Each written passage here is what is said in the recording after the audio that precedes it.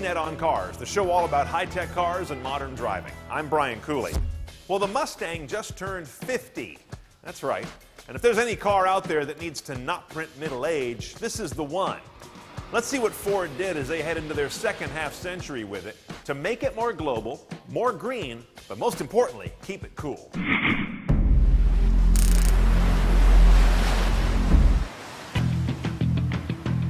When you get to 50 years with a single model of car, you don't screw it up because the whole world's watching.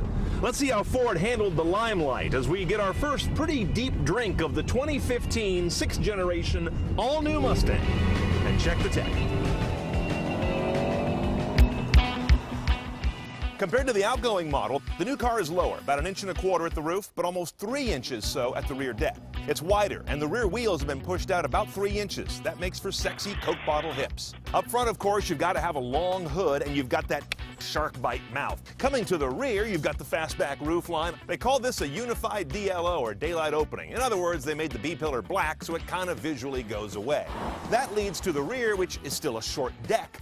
And out around the transom, you've got those signature 3 vertical bar sequential taillights, and they're very much tilted forward this time, more than any other Mustang. Now, in terms of engineering and technology, there are a slew of firsts on this 6th generation Mustang. They're at least first in terms of ever being on a mainstream Mustang model. A turbo engine, first since a limited production SVO in the early 80s. Available 4-cylinder engine, first time since the lamented Mustang II. All the new Mustangs have independent rear suspension. The automatic cars have paddles for the first time.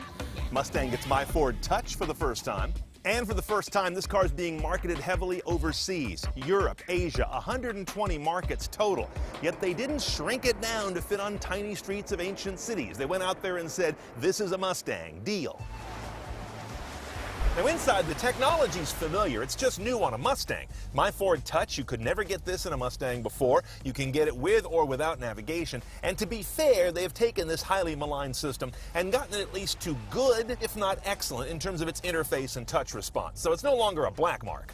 Notice some of the switchgear, though. It's not all touch in this car like some previous Fords. Volume and tuning are metallized physical knobs, thank you. Toggles are new in a Mustang. They say it's an aircraft thing. I say it's just a traditional sports car thing. This one here is new in a Mustang. It lets you select one of 3 steering fields. Driving modes. This guy gets it new for the first time. A normal, a sport, a track, or a foul weather mode. A storage bin here with USB. Believe it or not, Mustangs didn't have that before. They've been able to thin things out. I swear the cowl is lower, because this thing used to feel like you were driving a tank before. It's come down with the classic dual Mustang brow, particularly 67, 68 hearkening here. They put an airbag in the glove box lid. They say they were able to lift this whole area up 3 inches. It cures a lot of claustrophobia. Ditto for the way they've carved out this center console and pushed these speakers flush into the door panels that they should be, but weren't. Now, when we got this car, I specifically asked Ford to give me the 2.3-liter inline-4 engine and an automatic transmission, because that's where the heart of the technology lives in the new Mustang. This guy is a twin-scroll turbo, Ford's first, and it's also direct injection. That's part of the EcoBoost technology, and highly variable valve timing. We're looking at a 6-speed manual as your base gearbox, but as I mentioned, I've got the 6-speed automatic, which has paddles on the wheel for the first time in a Mustang. The numbers: 310 horsepower, 320 pound-feet of torque.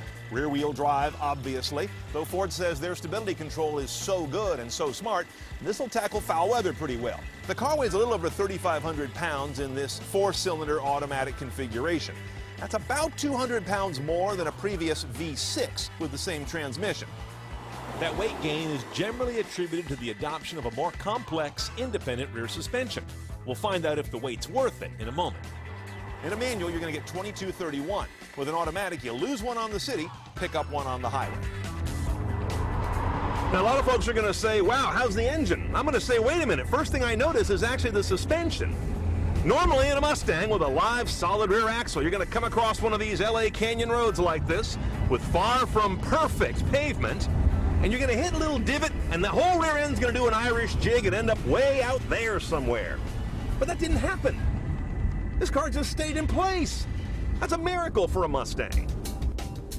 The ride quality is very nicely done. Almost too soft, to be honest. It's a little cush. I'm told our car has a base suspension, so look for a sportier upgrade if you buy one to level things out, but hopefully not kill the ride quality. Now onto that engine. Turbo lag is very minimal. It's there, it's a turbo, it kind of has to be. But it's pretty well managed, I gotta give him credit for that. I do find myself running the gears though to dig it up out of its taller gears and make sure I've got all the response I want. It's a little bit out of sorts with the way a Mustang is supposed to have immediate crack of the throttle response. And one more thing I want to call your attention to on this guy is really nice cabin airiness. The greenhouse, as they say in the biz, is pretty good. Used to be in a Mustang you felt like you were buried in your coffin and had a steering wheel that they left you with. Okay, after just one day with the new Mustang, here's kind of my overall take on it. First off, the styling is, to my eye, a home run. It's a great looking car, and I think it'll remain that way 5 or 10 years from now, and folks won't be saying, oh, that looks so 2015. That's the kiss of death. In terms of engines, I think this EcoBoost 4 we have today is gonna be my winner, even after I drive the 6 and the V8. We know those engines. This one's impressing me for its tech prowess, efficiency, and power. Speaking of tech, inside the car no longer has to make excuses for being years behind the industry. That's good.